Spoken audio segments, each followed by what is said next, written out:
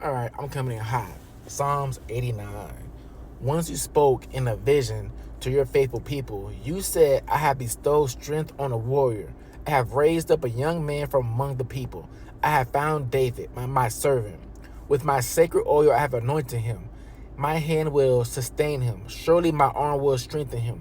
The enemy will not get the better of him. The wicked will not oppress him. I will curse his foes before him and strike down his adversaries. My faithful love will be with him, and through my name his horn will be exalted.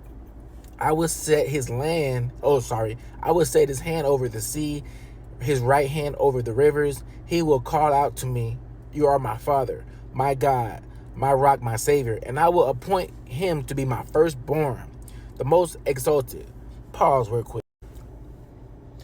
That part right there, when he says, you are my Father, and he says, I will call and I will appoint him to be my firstborn. What? See, every time I think David can't get no much higher. Another passage is saying like, so I'm just realizing it's like David must be the anointed one, the best that God has ever seen on this planet.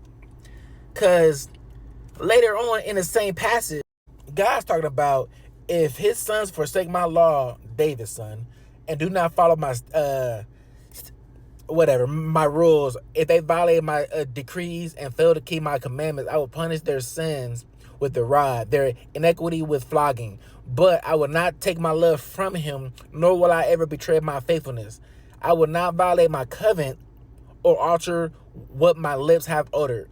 Once and for all, I have sworn my holiness, and I will not lie to David, that his line will continue forever, and his throne endure before me like the sun. It will be established forever like the moon, the faithfulness witnessed in the sky. So King David that killed the Goliath, David is that dude. Through David, a covenant with God was created, and through that covenant, all of David's lineage is protected or has the right or can be God voice, can like David lineage is the key, it feels like. Okay, so I'm nowhere near when Jesus entered the scene. But if correct me if I'm wrong, if David is him, if David is the guy, how come David wasn't the prophet? How come David wasn't the savior?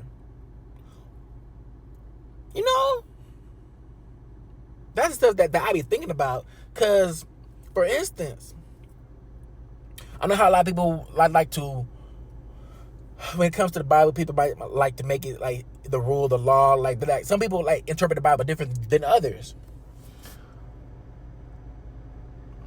And saying that, when people say, "Oh, you're not following the rules of the Bible," or God likes those who read the Bible. True, I think you should read the Bible to get closer with God. 1, 2. I think these are just stories about other people. That doesn't mean you should live your life like them. Because, for instance, God said that Noah was his favorite person on earth.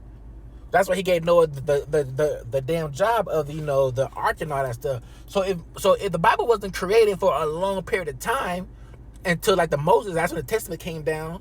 What role did Noah, like, what was Noah going off of to be the best person on earth? I feel like Noah was just being a good human being. Like, Noah was out there just trying to be, keeping a buck. But then the rules came down and things changed. So I don't know how does that work. But I do notice, though, because every time I do have questions about the Bible, later on in the Bible, I find a passage in the Bible that answers my question. So I'll be like, what the hell?